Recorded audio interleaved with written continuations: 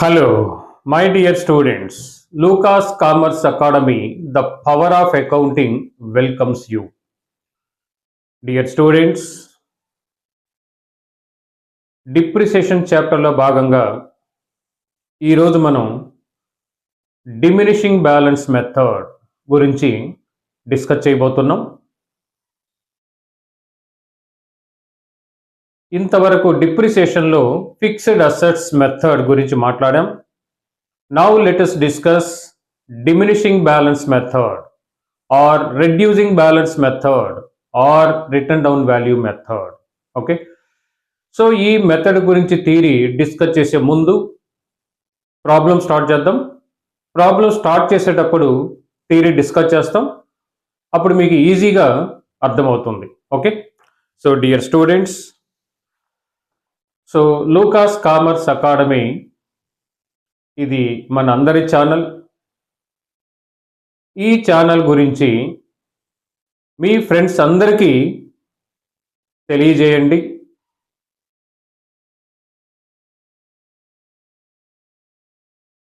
మీ ఫ్రెండ్స్ను కూడా ఈ ఛానల్ని సబ్స్క్రైబ్ చేయమని అడగండి.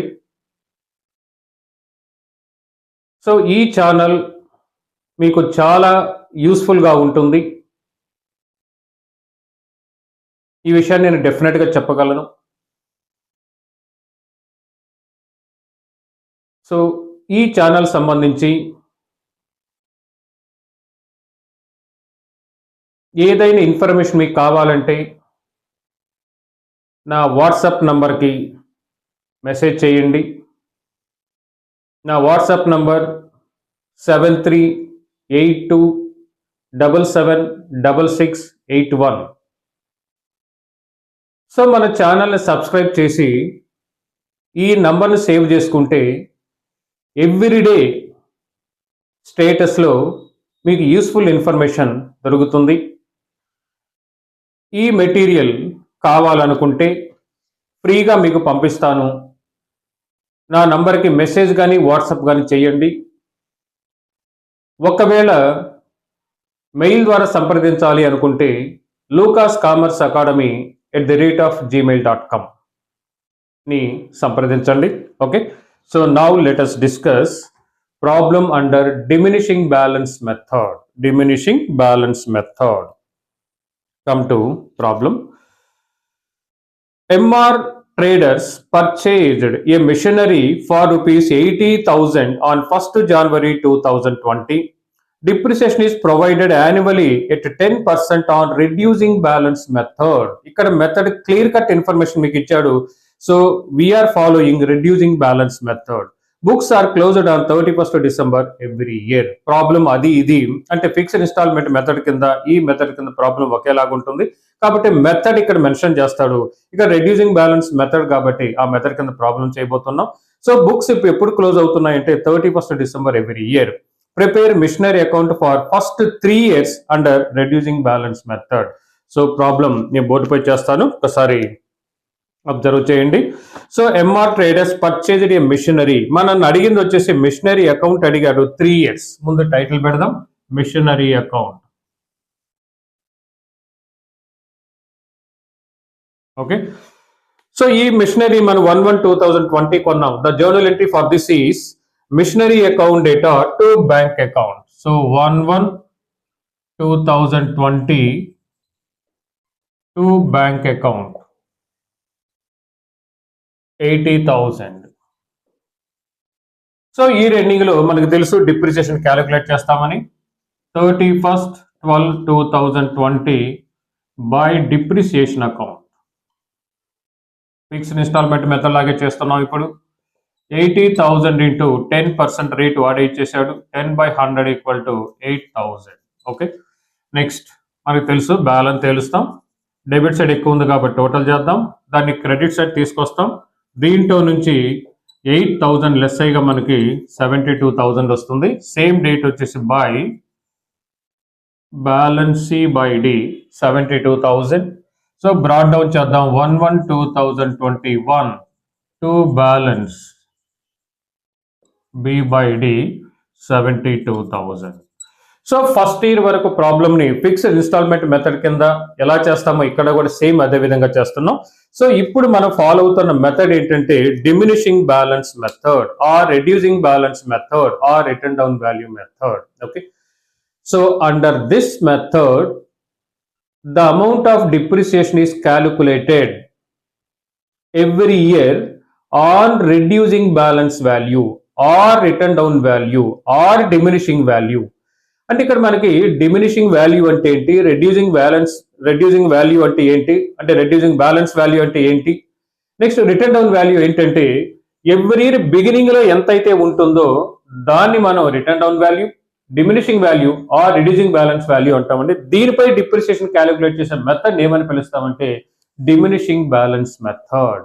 అంటే ఎవ్రీ ఇయర్ బిగినింగ్ లో ఎంతైతే వాల్యూ ఉంటుందో ఆ వాల్యూని రిటర్న్ డౌన్ వాల్యూ అని, లేదా డిమినిషింగ్ బ్యాలెన్స్ వాల్యూ అని, లేదా రెడ్యూసింగ్ బ్యాలెన్స్ వాల్యూ అంటాము. దానిపై డిప్రిసియేషన్ క్యాలిక్యులేట్ చేస్తే ఆ మెథడ్ ఏమని పిలుస్తామంటే diminishing balance method. Okay, so ఇక్కడ బిగినింగ్ లో 80,000 వాల్యూ ఉంది, దాని మీద క్యాలిక్యులేట్ చేస్తాం. సెకండ్ ఇయర్ బిగినింగ్ 72,000 మీద ఉంది, దీని మీద డిప్రిసియేషన్ క్యాలిక్యులేట్ చేయబోతున్నాం. So every year 31st December close అవుతాయి మనకి 2021 by depreciation account. So 72,000 into 10/100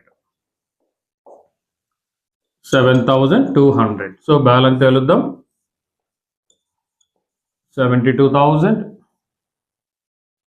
72,000 by balance C by D 0 0 8 4 next ఇక్కడ 6 8 2 10 12 గుడ్ 64,800. దాన్ని బ్రాడ్ డౌన్ చేద్దాం. 1/1/2022 to balance B by D 64,800.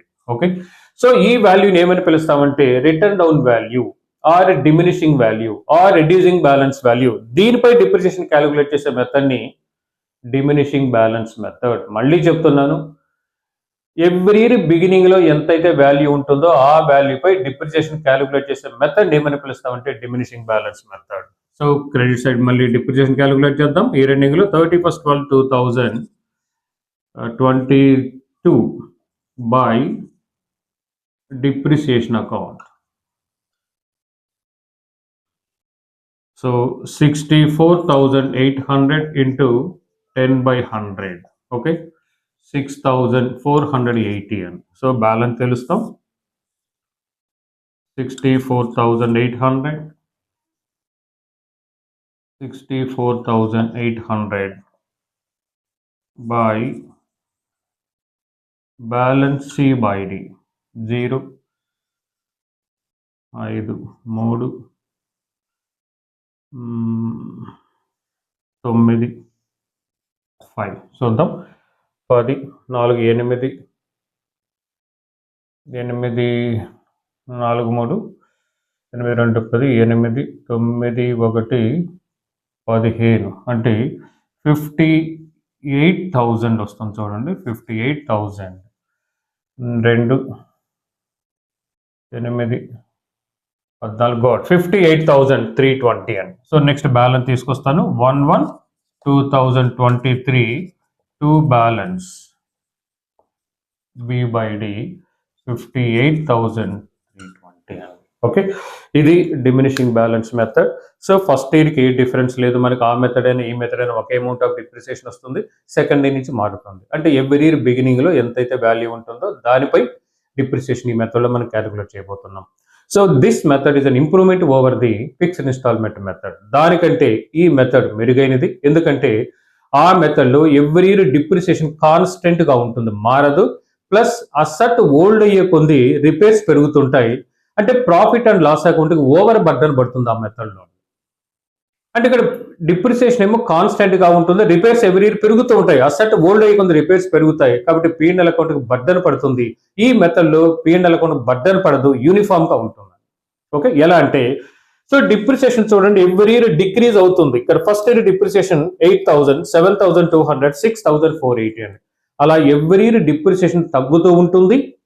Asset old అయ్యే కొంత రిపేర్స్ పెరుగుతూ ఉంటాయి. కాబట్టి రెండింటిని మ్యాచ్ చేస్తే యూనిఫామ్ అవుతుంది. కాబట్టి profit and loss account over burden పడకుండా ఎక్స్పెన్సెస్ అంటే రిపేర్స్ కానీ డిప్రిసియేషన్ కానీ యూనిఫామ్గా పడుతుంది. కాబట్టి ఆ మెథడ్ కంటే సో ఈ మెథడ్ కొంచెం బెస్ట్ అని చెప్పొచ్చు మనం వచ్చేసి.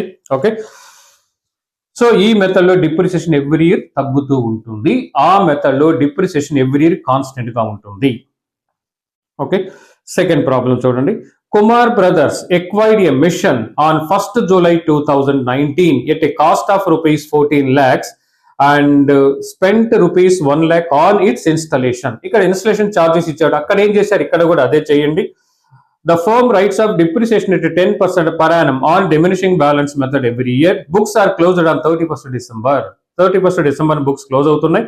Show the machinery account for 19, 20, 21.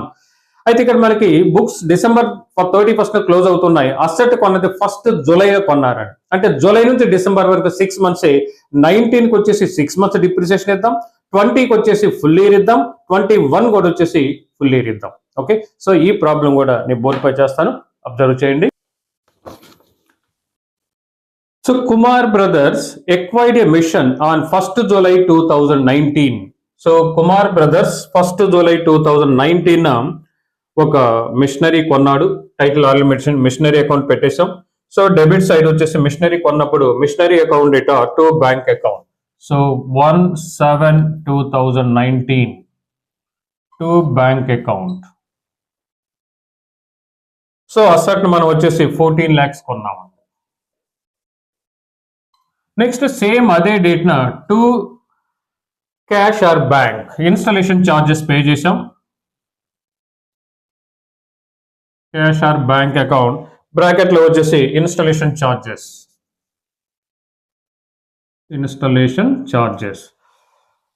So ఆ ఇయర్ లో ఫర్దర్ గా ట్రాన్సాక్షన్స్ ఏం లేవు. క్రెడిట్ సైడ్ మనకి డిప్రిసియేషన్ క్యాలిక్యులేట్ చేద్దాం. 31/12/2019 డిసెంబర్ తో క్లోజ్ అవుతున్నాయి కాబట్టి బై డిప్రిసియేషన్ అకౌంట్. సో ఇక్కడ అసెట్ వాల్యూ వచ్చేసి 15 lakhs అని. సో బ్రాకెట్ లో మనకి 15 lakhs ఇంటూ 10/100. ఇయర్ లో వాడింది మనం 6 months వాడాం. 1/7/2019 నుంచి 31/12/2019 వరకు వాడాం. ఓన్లీ 6 months కాబట్టి 6/12. సో 10% అనుకుంటే 1,50,000, దాంట్లో సగం కాబట్టి 75,000. మీరు క్యాన్సిల్ కొట్టినా కూడా సేమ్ అదే వస్తుంది. సో 15 lakhs ఈ సైడ్ తీసుకొస్తాను. 15 lakhs. సో ఇదే డేట్ వచ్చేసి by balance c by d 14,25,000. Okay, 14,25,000. Good, దీన్ని బ్రాడ్ డౌన్ చేద్దాం.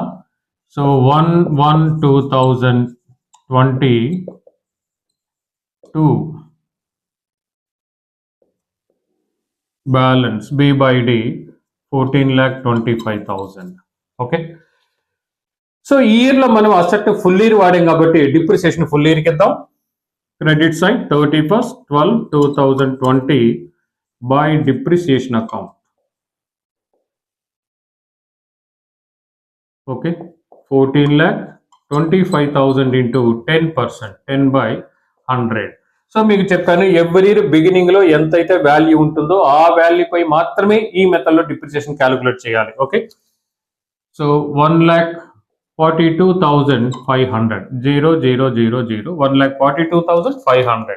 సో బ్యాలెన్స్ తెలుస్తాం. 14,25,000 ఈ సైడ్ తీసుకొస్తాను. 14,25,000 same date by balance C by D. Okay, so 12,82,500. So దాన్ని బ్రాడ్ ఫార్వర్డ్ చేద్దాం. 1/1/2021. So to balance B by D 12,82,500. So ఇయర్లో కూడా depreciation calculate చేద్దాం. 31/12/2021 బై డిప్రిసియేషన్ అకౌంట్. ఇది డిమినిషింగ్ వాల్యూ కాబట్టి దీనిపై క్యాలిక్యులేట్ చేస్తాను. 12 lakh 82,500 into 10%, 10 by 100. So 1,28,250. Okay.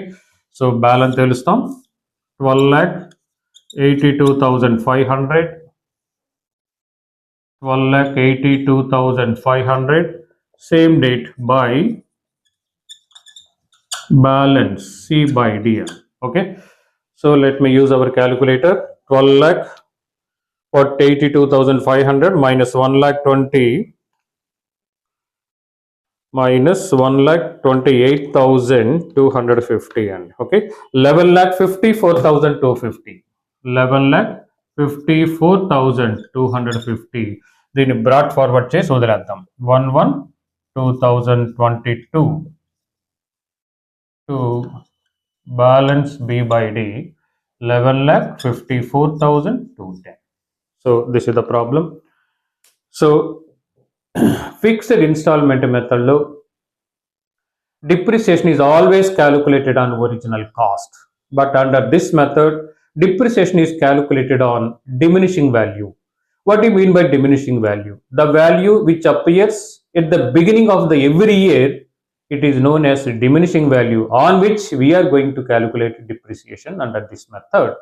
Under this method the amount of depreciation is decreasing from year to year, but in fixed installment method the amount of depreciation is constant for each and every year. Okay, ఇది two problems మనకి diminishing balance method కింద. Next వీడియోలో వచ్చేసి sale of asset under diminishing balance method, which is very very important for examination. Till then thank you very much.